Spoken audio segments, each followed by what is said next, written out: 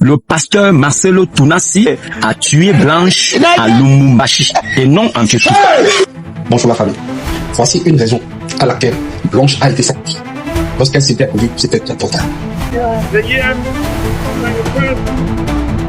Si c'est le même Dieu que tu sers, si c'est le même Dieu que moi je sers et que toi aussi tu les sers, Marcelo, je t'ai maudit. C'est triste, je vous dis la vérité. Vous savez, dans cette affaire du pasteur Marcelo Tounassi,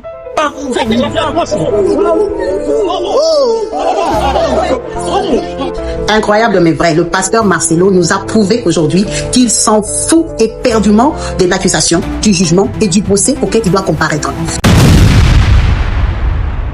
Les révélations autour d'éventuels enregistrements vocaux ont brusquement placé cette affaire sous les projecteurs. Tout commence lorsqu'une jeune femme d'origine tunisienne affirme être en possession de fichiers audio appartenant à sa propre mère. Selon ses déclarations, ces enregistrements contiendraient des propos particulièrement sensibles dans lesquels sa mère reconnaîtrait détenir des éléments capables de compromettre sérieusement le pasteur Marcelo. Cette annonce, faite publiquement, a immédiatement suscité la curiosité et l'inquiétude de nombreux observateurs.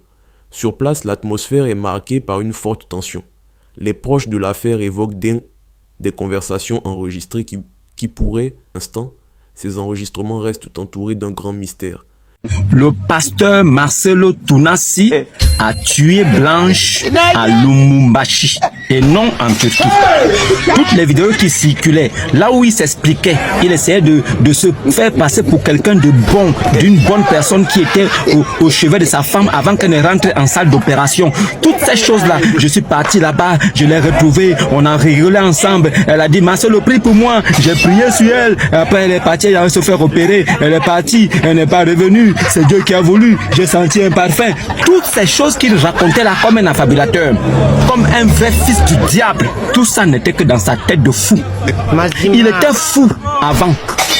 Il mangeait des papiers. Et en même temps aussi, il est maintenant pasteur de la compassion. C'est parce que Dieu m'avait appelé au ministère, j'avais refusé. Dieu m'a rendu fou. Et quand j'ai accepté, il m'a remis mon état normal. Mais dès que Blanche est morte, tu es redevenu fou. Comme par hasard, pour la faire revenir de la Belgique, pour Lumumbashi, pour l'achever, tu étais bien conscient. Pour aller t'asseoir à la compassion, te vanter et prier et insulter tes fidèles qui sont pauvres, tu es conscient et tu n'es pas fou. Mais dès qu'il faut maintenant venir répondre devant la justice pour tes actes, tu deviens fou. Tu plaides la folie, la schizophrénie. Tu es devenu un fou qui prêche la parole de Dieu pour sauver des âmes. Vous êtes assis là-bas, ça n'engage que vous. Marcelo a fait tuer sa femme à Lumumbashi au Congo. Et il a tout manigancé pour qu'on croit qu'elle est morte en Turquie parce qu'elle est allée faire un BBL. Voici donc cette folie de pasteur. Voici un pasteur fou qui vous enseigne. Voici un homme de Dieu qui dit qu'il est fou en public, mais qui a une assemblée de plus de 2, 3 000, 4 000 personnes. Ça n'engage que vous. Ne sautez pas de là. Shalom à tous. Si c'est le même Dieu que tu sers, si c'est le même Dieu que moi je sers et que toi aussi tu les sers, Marcelo, je t'ai maudit. Je t'ai maudit parce que mon Dieu là, azai sunzamba kaloto mona ki na Bible te okanda na ye abeta kabato. Et on a besoin de persévérer dans le côté ko kosa ba fidèle ko lia bango ba mbongo surtout bata Congo. Marcelo, toute ta vie comme monaka bonheur, te regarde comment Dieu t'a humilié devant le monde. Soit disant au prêchera bateau Saint-Esprit, au prêchera bateau foi, au prêchera bateau Dieu est capable de guérir malade sans opération. Au prêchera bateau ne partez pas à l'hôpital, c'est d'abord Dieu. Pourquoi yo? S'il vous plaît, votre chaba, finalement les qui, bandeko. Bonjour la famille. Voici une raison à laquelle Blanche a été sacrifiée. Lorsqu'elle s'était rendue, c'était déjà trop tard. On regarde. Vous avez signé une lettre d'engagement. De vos propres mains, vous avez signé. Et tous les pasteurs de la compassion qui n'ont jamais signé ça, vont signer ça. Parce que deux personnes ne peuvent marcher ensemble sans se mettre d'accord. Incroyable mais vrai, le pasteur Marcelo nous a prouvé aujourd'hui qu'il s'en fout éperdument de l'accusation, du jugement et du procès auquel il doit comparaître. Nous savons tous que le pasteur était convoqué le 2 mars 2026. Il ne s'est pas présenté parce qu'il était en Belgique. Il est revenu le 5 mars 2026 et a écrit sur sa page officielle que nous sommes bien revenus par la grâce de Dieu. Aujourd'hui, 8 mars 2026, dans son église, il s'est permis de dire qu'il était parti en vacances. En fait, le pasteur Marcelo, il est convoqué, il ne se présente pas parce qu'il est parti en vacances. Il s'en fout éperdument. Ça, c'est pour démontrer que, en fait, vous n'allez aboutir à rien du tout. Que toutes vos accusations, moi, je m'en bats. J'ai fait ma vie, je suis convoqué, j'ai vu ma best life, je suis allé en vacances. Je vous laisse l'écouter lui-même et n'hésitez pas de commenter ce que vous pensez de son attitude. Cela confirme vraiment que le pasteur Marcelo est au-dessus de la loi congolaise. Merci. Je suis heureux de vous revoir. Directement connecté aux événements mentionnés par la jeune femme tunisienne. Il affirme que ces audios contiendraient des informations importantes susceptibles d'apporter de nouveaux détails sur ce qui se serait réellement déroulé.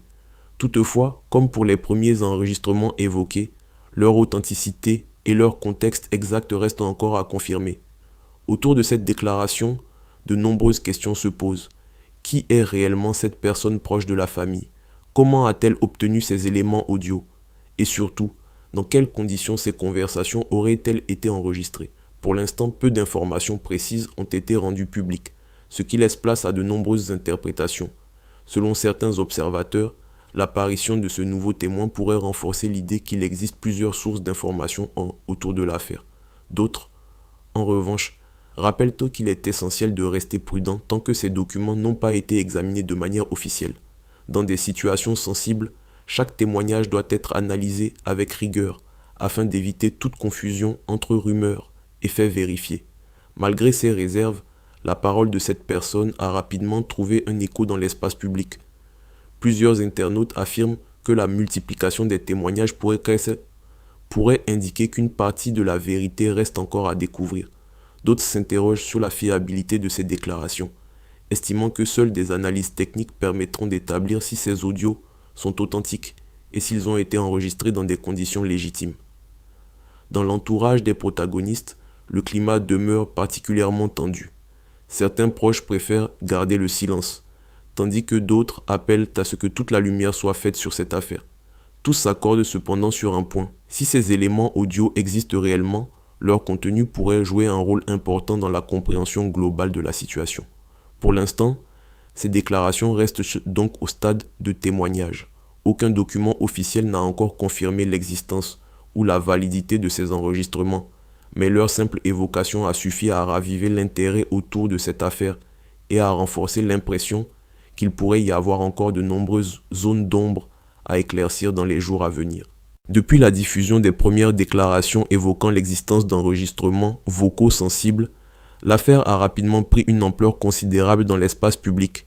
Sur les réseaux sociaux, les réactions se sont multipliées à une vitesse impressionnante.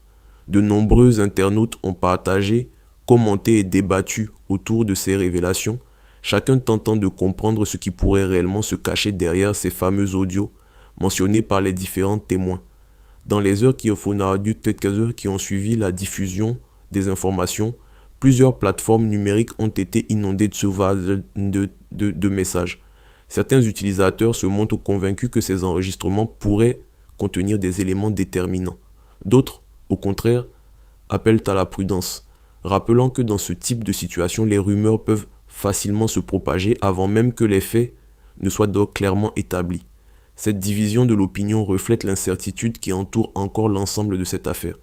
Au milieu de cette agitation médiatique, aucune confirmation officielle n'est venue, pour le moment, valider l'authenticité des enregistrements évoqués. Les autorités compétentes ont indiqué que des vérifications étaient en cours afin de déterminer l'origine, la fiabilité et le contexte exact de ces fichiers audio. Ce travail d'analyse s'inscrit dans le cadre strict de la procédure judiciaire, qui exige que chaque élément soit examiné avec précision avant toute conclusion publique. Les spécialistes du domaine rappellent que l'authentification d'un enregistrement audio est un processus complexe. Les experts doivent notamment analyser la qualité du son, vérifier l'absence de modification ou de montage et confirmer l'identité des personnes qui s'expriment dans les fichiers. Ce type d'examen peut prendre du temps, mais il reste indispensable pour garantir que les informations diffusées reposent peut-être sur des preuves solides. Pendant ce temps, l'opinion publique continue de suivre attentivement l'évolution de la situation. Les discussions restent intenses, alimentées par les différentes déclarations et les nombreuses hypothèses qui circulent. Certains observateurs estiment que les prochains jours pourraient être décisifs, notamment si les autorités parviennent à établir clairement la nature et la validité des enregistrements mentionnés.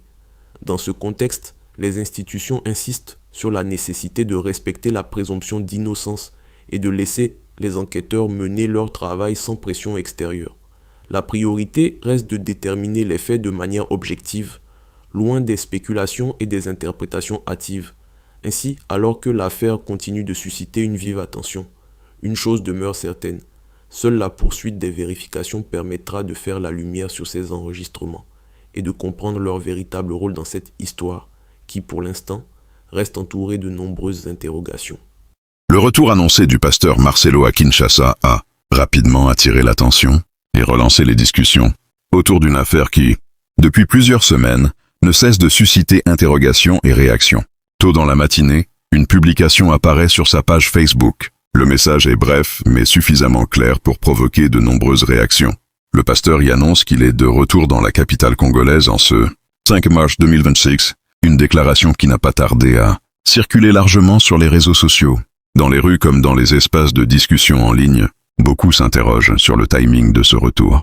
Plusieurs personnes rappellent que le pasteur Marcelo se trouvait à l'étranger depuis plusieurs jours, certains évoquant un séjour qui aurait duré près d'une semaine, voire davantage.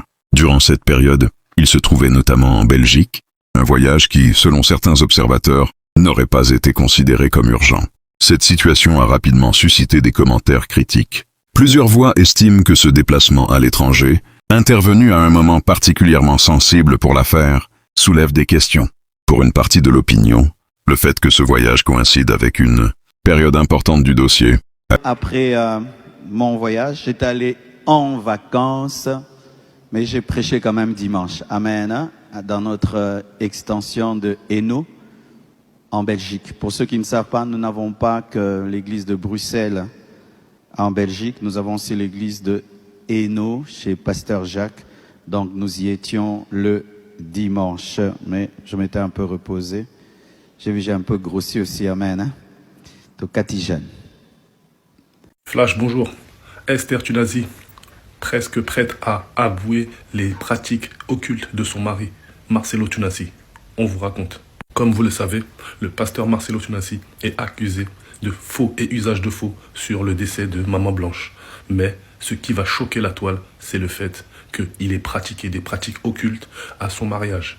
Récemment remariée avec Esther Tunazi, elle va bientôt nous avouer toutes les pratiques occultes qu'elle a effectuées lors de son mariage avec le pasteur. Des révélations qui mettent en lumière un milieu étrange et inquiétant, surtout quand on connaît les accusations dont le pasteur est accusé. Le pasteur Marcelo Tunazi est protégé par la justice, car personne ne le traduit en justice. Il peut faire ce qu'il veut. Pourquoi? Tout simplement parce qu'il détient des secrets et des dossiers compromettants sur certains hauts gradés au Congo. D'où le fait qu'il ait réussi à falsifier des papiers et que personne ne l'ait accusé, ou bien plutôt personne ne l'ait traduit en justice. Rajoutez à ça le fait de l'épisode de l'aéroport, où on a très bien vu que aucune personne n'était autorisée à filmer. Donc il a pu dissimuler la provenance du corps de Maman Blanche, ce qui a choqué la toile. La sécurité utilisée ainsi que le personnel de l'aéroport corrompu. Tout ça grâce à l'aide des hauts placés congolais. Le pasteur Marcelo Tunazi a donc dit que le tribunal qui était censé s'occuper de son jugement n'est pas assez compétent pour exercer ses fonctions. Il a donc fait rentrer une requête pour que le procès ne soit pas jugé au tribunal de Gambé. Il a ensuite demandé quelle était son affiliation entre son ex-femme et avec José Candolo. Depuis quand quelqu'un est accusé d'un tel crime et demande des requêtes? Voyant que le tribunal était en faveur de la défunte Maman Blanche, le pasteur Marcelo et ses avocats ont donc décidé de stopper ce jugement. Est-ce normal? Et de ce fait, la date de jugement a été renvoyée. Et on sait aussi que le 2 mars, il avait un jugement et il ne s'est pas présenté. Il avait, soi-disant, une conférence en Belgique. Voilà ce qu'est la justice congolaise. Justice pour Maman Blanche. Toutes les communautés qui tiennent sont fondées sur des accords. On ne peut pas travailler ensemble sans s'entendre, sinon c'est le désordre. De la même manière que les gens se marient, devant Dieu, devant l'Église, c'est ce que vous avez fait. Et si demain, vous reniez ces principes, vous avez péché. Si vous n'étiez pas d'accord, il ne fallait pas signer. Quand tu signes, ce qui est lié sur la terre est lié au ciel. Vous avez dit, acte d'engagement. Je sous-signais monsieur, et tu as mis ton nom, ordonné pasteur titulaire de l'église La Compassion Créfem, au lieu où tu seras envoyé, m'engage solennellement à suivre et à respecter scrupuleusement les directives ci-après. Premièrement, d'assurer le bon accomplissement de la mission de l'Église, d'exercer mon ministère sur la base des Écritures conformément à la vision de la communauté Créfem portée par le révérend pasteur Marcelo Jérémy Tounassi dans le respect de ses statuts et de son règlement intérieur, de veiller à l'éthique personnelle et de promouvoir les valeurs morales prônées par la communauté, d'exercer mon ministère dans la loyauté et la fidélité à l'égard de Jésus-Christ, de ses enseignements et des directives de la communauté, de soutenir mon Église et ma communauté par un bon témoignage et par un appui de diverses natures, d'être disponible pour les intérêts de la communauté, de m'investir à préserver et à protéger le patrimoine immobilier acquis par l'Église, d'œuvrer à promouvoir la transparence dans la gestion des ressources financières et la paix dans l'Église, de m'investir à pérenniser et à perpétuer le message reçu de mes parents spirituels. Tu n'iras pas prêcher une autre doctrine que celle qu'on t'a enseignée. Tout ce que tu vas acquérir ne sera pas en ton nom, ce sera au nom de l'Église. Tu achètes une parcelle. Pour l'Église, ce n'est pas en ton nom, c'est au nom de Créfem. Le jour que tu quittes, tu laisses cette parcelle, tu laisses ce temple, tu laisses les bancs, tu laisses le drum, tu laisses les guitares. Tu fais seul. Alimente le sentiment d'incompréhension et de frustration parmi ceux qui suivent de près les développements de cette histoire. Dans différents cercles de discussion, certains rappellent que l'affaire fait l'objet d'une attention constante depuis un certain temps. Les publications, les débats et les analyses se multiplient, chacun cherchant à comprendre ce qui s'est réellement passé et pourquoi les événements semblent se dérouler de cette manière. L'annonce du retour du pasteur Marcelo apparaît donc, pour beaucoup, comme un nouveau chapitre dans une affaire déjà très commentée. Sur les réseaux sociaux, la publication du pasteur est rapidement partagée. Les internautes commentent, analysant chaque mot et tentent d'interpréter la signification de ce message. Pour certains, ce retour pourrait marquer une étape importante dans la suite des événements. D'autres, en revanche, estiment que cette annonce soulève davantage de questions qu'elle n'apporte de réponses. Dans la capitale congolaise, l'affaire reste au centre des conversations. De nombreux habitants affirment suivre l'évolution de la situation avec attention, estimant que la vérité doit être clairement établie. Les discussions se poursuivent dans les quartiers, dans les médias et sur les plateformes numériques, où chacun exprime son point de vue. Ainsi, l'annonce du retour du pasteur Marcelo à Kinshasa intervient dans un climat déjà marqué par de fortes attentes. Beaucoup espèrent que sa présence dans la ville permettra d'apporter davantage de clarté sur les événements qui continuent de susciter autant d'interrogations. Pour l'instant, une chose est certaine. Le deuxième thème, concernant la convocation judiciaire ignorée par le pasteur Marcelo, révèle une dimension cruciale de cette affaire qui suscite de vives réactions. Selon les informations disponibles, le pasteur avait été officiellement convoqué devant la justice le 2 mars 2026 pour répondre à des questions liées à sa vie privée et aux événements entourant son épouse. Cette convocation constitue une étape formelle et obligatoire dans le cadre de la procédure judiciaire, une étape à laquelle chaque citoyen, quelle que soit sa position, se doit de répondre. Cependant, le pasteur Marcelo s'était déjà rendu à l'étranger, notamment en Belgique, depuis plusieurs jours. Certains témoignages indiquent que ce voyage avait été planifié bien avant la date de la convocation, ce qui soulève des interrogations sur la manière dont il a géré ses obligations légales. Pour de nombreux observateurs, le fait de rester hors du pays à ce moment précis peut être perçu comme un signe de négligence, voire de manque de respect pour la justice et pour les parties concernées par le dossier. Dans l'opinion publique, cette situation a rapidement provoqué des critiques et des commentaires indignés. Plusieurs internautes et citoyens considèrent que toute personne convoquée par la justice a le devoir de se présenter indépendamment de ses engagements personnels ou professionnels. Le fait que le pasteur ait choisi de prolonger son séjour à l'étranger alors qu'il savait qu'une convocation officielle était imminente nourrit un sentiment de frustration et d'incompréhension. Les experts en droit rappellent que la convocation devant un tribunal n'est pas une simple formalité. Elle représente un mécanisme essentiel pour garantir que toutes les parties concernées puissent s'exprimer et que les faits soient examinés de manière objective. Ignorer une telle convocation peut entraîner des sanctions ou des amendes conformément aux dispositions légales en vigueur. Dans ce contexte, l'absence du pasteur soulève donc des questions sur la manière dont la procédure judiciaire pourra se dérouler et sur la crédibilité des engagements pris par les individus impliqués. Par ailleurs, la situation a alimenté de nombreux débats sur les réseaux sociaux et dans les médias locaux. Les internautes commentent chaque détail, analysant la chronologie des événements et cherchent à comprendre les motivations du pasteur. Pour certains, cette absence prolongée à l'étranger pourrait être interprétée comme une tentative de retarder le processus judiciaire ou de minimiser son exposition aux conséquences légales. Pour d'autres, il s'agit peut-être d'une coïncidence, mais l'opinion publique reste sceptique et exige des clarifications. Dans les milieux proches de l'affaire, on insiste sur l'importance pour le pasteur de se conformer aux convocations et de fournir les explications nécessaires. La colère et l'incompréhension exprimées par l'opinion publique face au comportement du pasteur Marcelo reflètent la tension grandissante qui entoure cette affaire. Depuis l'annonce de son retour à Kinshasa et les informations selon lesquelles il aurait ignoré une convocation judiciaire, de nombreuses personnes se sont mobilisées sur les réseaux sociaux et dans les discussions publiques pour exprimer leur indignation. Le sentiment dominant est celui d'une profonde frustration face à ce que beaucoup perçoivent comme un manque de responsabilité et de transparence de la part d'une figure publique. Les réactions se multiplient et s'expriment sous différentes formes.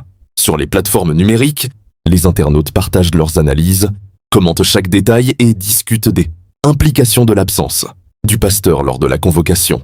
Certains estiment que ce comportement constitue un manquement grave aux obligations légales et morales, tandis que d'autres appellent à la prudence, soulignant qu'il convient d'attendre les explications officielles avant de tirer des conclusions définitives.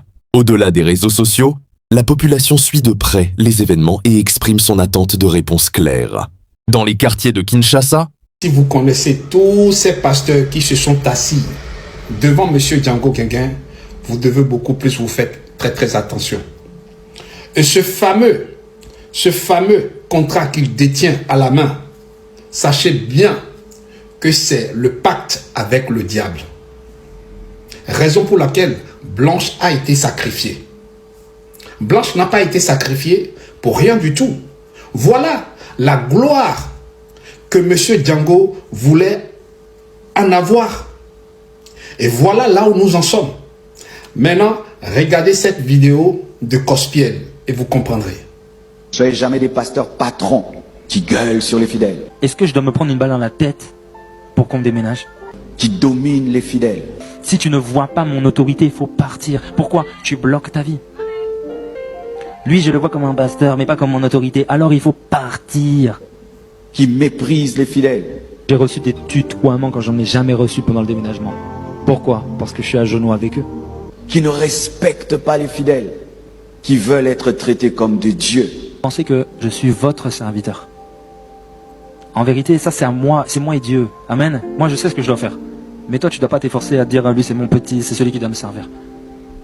En vérité, vous devez être scandalisé que je rentre chez moi, que je conduise moi-même. Ne le faites pas. Vous devez comprendre tout simplement ici que ce fameux Cospiel n'est pas n'importe qui. Il a tout compris. Il a complètement tout compris. Cospiel s'est rendu compte que là où il va n'est pas là où il devait y aller. Ce n'est pas M. Django qui a mis Cospiel à la porte. Non. Cospiel, il est parti. Regardez bien la première vidéo. Et vous allez comprendre qu'il y a affaire de contrat.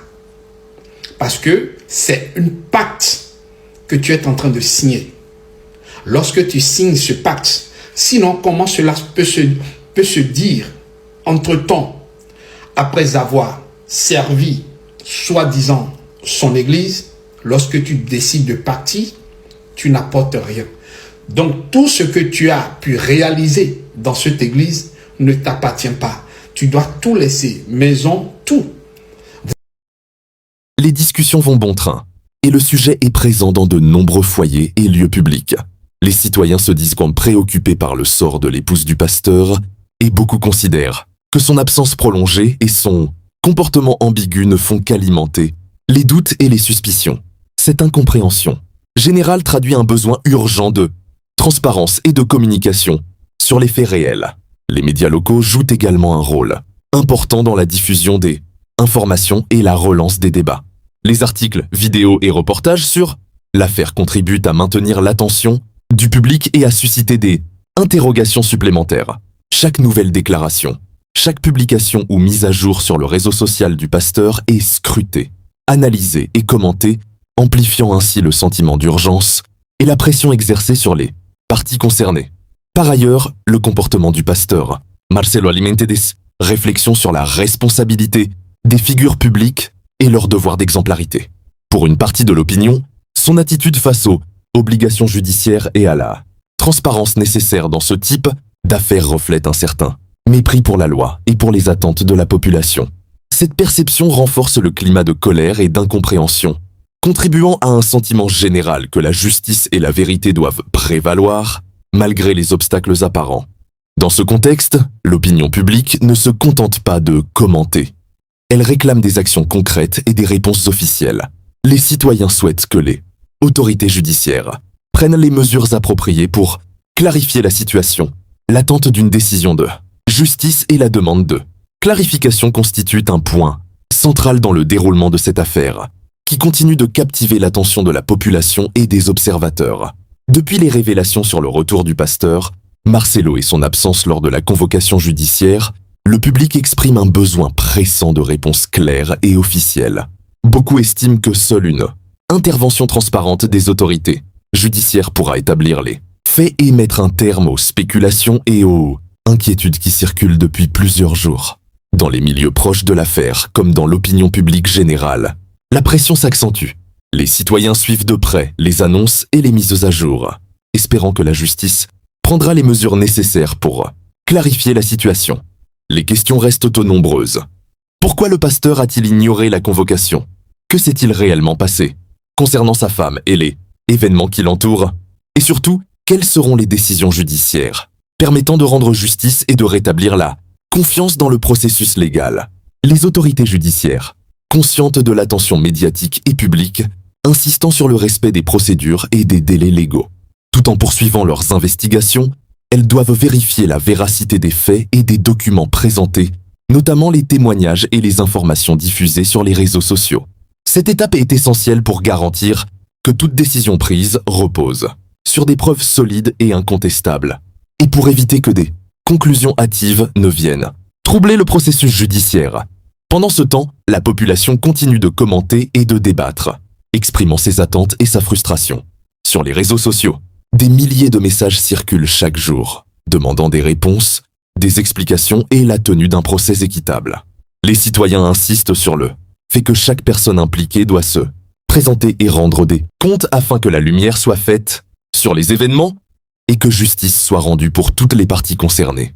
Les observateurs notent également que cette attente de clarification joue un rôle éducatif et civique. Elle rappelle l'importance de la transparence, de l'intégrité et du respect des procédures légales même pour les personnalités publiques. L'affaire met en évidence la nécessité pour chacun, quel que soit son statut, de se conformer aux obligations judiciaires